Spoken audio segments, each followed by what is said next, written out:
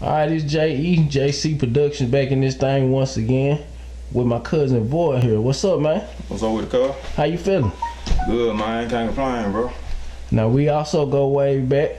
Yeah. Also, boy, you been doing this for a little minute now also. Yeah, about 7-8 years strong, man. Alright, if you would elaborate on to us why you kinda stopped a little bit there, if you don't mind. Man, I started doing this shit when I was like 15, started rapping, man. Started taking it more serious and started paying my own studio time and shit when I was about 17, 16. Dropped my first mixtape when I was 17. Then shit, I was doing it for a good little minute, man. Then my best friend, he got killed my 12th grade year. So I started taking it real serious after that. 3 months later, my first cousin got killed before I graduated. So shit, really I just kind of looked at it like I was doing it for them, you know what I'm saying? So I kept doing the shit. I graduated, moved up there to Murfreesboro. Right. And shit, I was doing up there, dropped a couple tapes up there, man. And I was just always spending my own bread. Like, didn't nobody else, put no money in or nothing like that. Understood. And shit, I didn't never see nothing back off of it. So, you know what I'm saying? I kind of just laid low on it for a minute. And then on top of that, I was fighting a lot of little court cases and stuff, man. So, just unnecessary money that I didn't have to spend. I just kind of laid back off of it for a minute, man. So if you would, could you elaborate a little bit when you say you was fighting the court cases? What's the status on it at this moment? It's settled, man. I'm sadly, but I'm a convicted felon now, man. It's on 6 years state paper. It was just a little indictment, man, off of weed, and I was already on probation, misdemeanor probation, so now I'm on state papers, man. And just kind of looking at this, I always started it with just a hobby, you know what I'm saying, doing my music as a hobby. But after all these court cases and stuff, I kind of look at it like maybe I can make a career out of it. So yeah, I'm try for it, man. Ain't nothing wrong with that. We're glad to see you on this side of the fence. Oh yeah. And we're here to let you know that it ain't over, and it's just the beginning. A felony ain't gonna hold you down. Now I want to ask you one question here about the music. I listened to some of your music here. Could you tell us about some of the people you may have previously worked with already? Man, as far as people from around my city in Bolivar, man, I don't work with man, some of everybody. My partner, my cousin John, we did a mixtape together. That rappers and real niggas. Did some stuff with my cousin Kyrus. Some of everybody, Clay Hoare, Dynamic, my cousin Rocket Blue. As far as I guess so to say, big name features. Did a song a couple years ago, 2011, with my partner Novocaine. That was like my first big name feature. Then I ended up, like I said, moved to Murfreesboro. So did something with a couple guys from Nashville, a nigga named Hambino. He fuck with Buck, you know what I'm saying? So he a pretty big name feature. Little young nigga named Lil Trip, his name all a little way down there.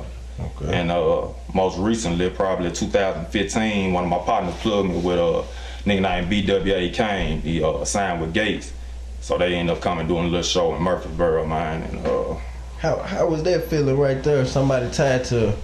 Man, it was like surreal, cuz it was like, man, they welcomed me like I was one of them, though. You know what I'm saying? Like it just actually let me know that no matter how much bread you got, or you know what I'm saying, no matter what status you on, like a human is a human. Like he didn't act like he was no better than me or nothing like that. I mean, we just chilling at the hotel, shit. We even bust a block of my 99 Grand Marquis, you feel me? Like, you know what I'm saying, with him in the back seat, you know what I'm saying? We end up going to the show here. They gave me a couple BWA shirts and I got in free, and all those were just right there beside each other, man. So it just it was a good experience, man. Went to the after party and kicked it, so it's just a surreal feeling, though. Okay, now to ask you about previous things you done, could you let me know about something that you might got coming? Man, right now I'm working on a mixtape, man. I'm called it Shaking Back. Like I said, man. Shaking Back. Okay, so I'm taking that into consideration. The Shaking Back titles for you shaking back. Right. Like I said, I laid off for a minute, man, and like I said, them court cases, man, that mess you up mentally, man, financially, all type of stuff, man. So so basically just shaking back from that. I'm back 2017. I'm planning on going harder than ever, taking it more serious than ever. So I guess they'll see how I'm rocking on that shaking back then. Okay. Now this is one of the mainstream questions that I probably kind of ask most, but I'm pretty sure your fans would like to know. at this moment, who would be your biggest influence in the rap game at this time? Oh shit, I'm always rocking with Boosie, man. That's my dog, man. I always follow behind him a little bit, man. My first rapper who I just started messing with, probably the reason why I started rapping was pretty sure a couple of y'all know him from Memphis, Player Fly. Okay. That was my favorite rapper back in the day, and then started getting on Boosie and Webby.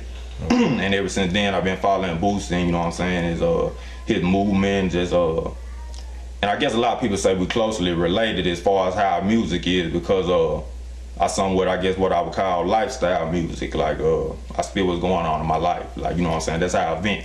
You know, some people go out doing other shit to vent, you know, something on their mind or whatever like that, and me, I just put it down on paper, you feel me, and go to the studio and record. So, okay. You know, I guess a lot of people say we're closely related in that aspect, but I'll say Boosie though. Then he got out of jail, man, he making them boss moves, so I salute him. Okay, I like to say that you are an artist that kind of almost look into the future. And the reason why I say that is you had your little logo, the person, the cartoon character that looks like you, way back when. Now, the logo, as you can see at the bottom of the screen, that's the logo that he has right now. Now everybody's on that logo to make it look like they self kind of cartoonized. Could you explain a little bit about what made you do that? Man, it really just started off, I was just, like I said, I've been doing the music, just recording and everything. So I guess I was just trying to go more in depth with it, and I just thought one day, I was like, man, I need me a logo. Mm-hmm. So I had a dude that was cutting my hair up there in Murfreesboro, and I got him to draw me the picture up. I actually sent him like a picture. I took a picture of myself, you know what I'm saying? Okay. And I sent it to his phone, and he told me, all right, I'll draw it up for you. So he drew it up for me, and I went to this t-shirt company, and they digitalized it, and basically made it whatever color and everything like that. So it went from there to a clothing line, you know what I'm saying? Me and a couple of my partners started 1000 Gang. It was originally me, my partner Terrio, Don P, and Joe. And it ended up being about 8, 9 of us and all, but that was like the first article of clothing, like that the picture of me, since I already had it, had it done and everything, you know what I'm saying? That was our first article of clothing, and it went from there to all type of other stuff, man. We made some good money off the clothing line, and hopefully we'll get it back popping soon. Okay, so elaborate, get into a little bit more depth about your clothing line. When you say soon, could you let them know what's coming with the clothing line? Man, like I said, I'm shaking back in all aspects, man. So like when that happened, all us was staying in Murfreesboro during the time when we had the clothing line. So it's like kind of, not everybody went their separate ways, but everybody had their own stuff going on in their life. So you know what I'm saying?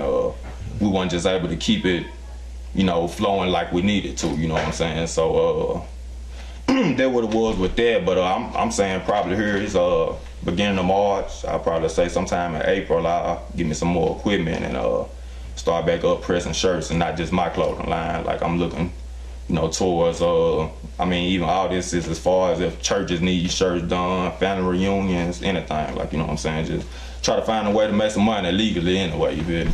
Understood. So I want y'all to watch out for Voy's clothing line and make sure you keep out on the lookout for it. Alright, this one another kind of mainstream question that I kind of ask most, but like I said once before, your fans, I'm pretty sure they would like to know it.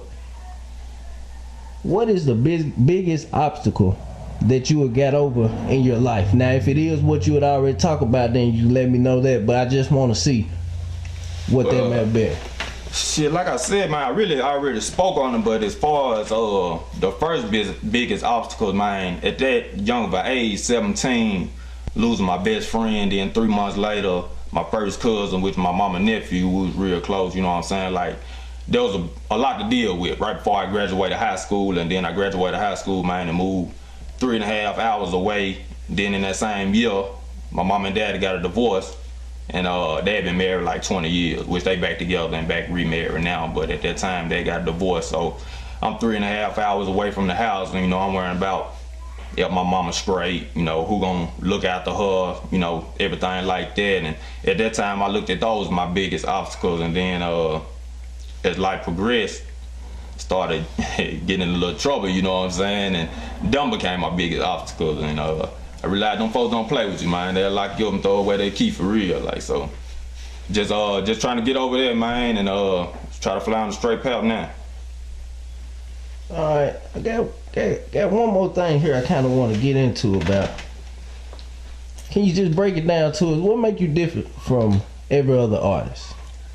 Man, I ain't gonna step on no artist's toes by just saying it like this, but a lot of other artists, man, they just be behind the microphone just rapping, you know what I'm saying? They might not be talking about nothing like, and I ain't just knocking local artists or nothing like that, because it's mainstream artists that I won't even listen to because I feel like they ain't talking about nothing. So you know what I'm saying? Like, I say what make me different is I'm really rapping about something. If you go listen to my music, it's usually always a story behind it. If you go listen to a song right now, you can always come to me after you hear the song and ask me, Voy, what did you mean by this? And I can tell you exactly the situation. I could probably show you proof, documentation, or whatever you need to show you that what I was saying was truthful. You know what I'm saying? So I always look at that as just, you can never go wrong if you ain't telling no lie in your music. All right, I can understand that one. But right now, I would like you to tell me your goals in this. What you trying to achieve?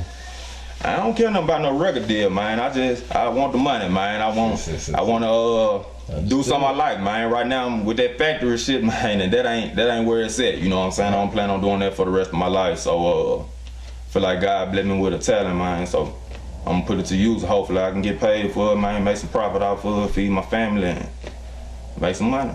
Understood. I always say repetition is the key. You just keep on coming with it, and they can't deny you. Right. Now, if you don't mind, you got anybody you like to shout out at this point? Man, it's a lot of people I rock with, man. But shout out to my partners. Like I said, John, man. Been rocking with him for a minute. My cousin Rocket Blue. My cousin Twin. Shout out to the engineers I done work with. I'm working with a young engineer right now named Conscious. Shout out to Tim Hills, an engineer up there in Murfreesboro. He put me on game about a lot.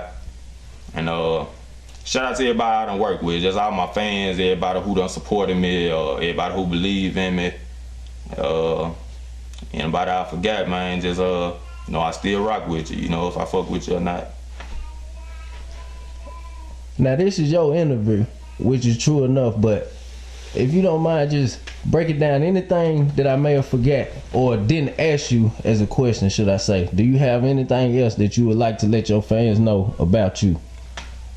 Just y'all can go check out my music, man. Like I said, I speak the truth in my music, so really anything that you need to know about me, if I ain't telling the interview, you probably can go back and listen to my music and get a better feel of who I am, man. About 4 mixtapes in, so you can go download them on datpiff.com. That's DATPIFF.com, and search Voy.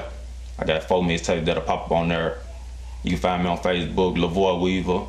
Find me on YouTube, type in Voy, V-O-Y, Bolivar, Tennessee. It'll pop up a lot of my most recent songs.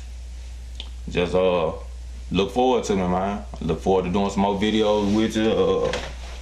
Been rocking with your movement, cuz I see been doing a lot of local artist videos, and been doing good work, man. I'm seeing you progress also, man. So I plan on working with you in the future, cuz. That's what the plan holds. It sounds like a good plan to me. Oh yeah. All right, everybody. We signing out here, JEJC Production, and then here with Voy. We'll see y'all later.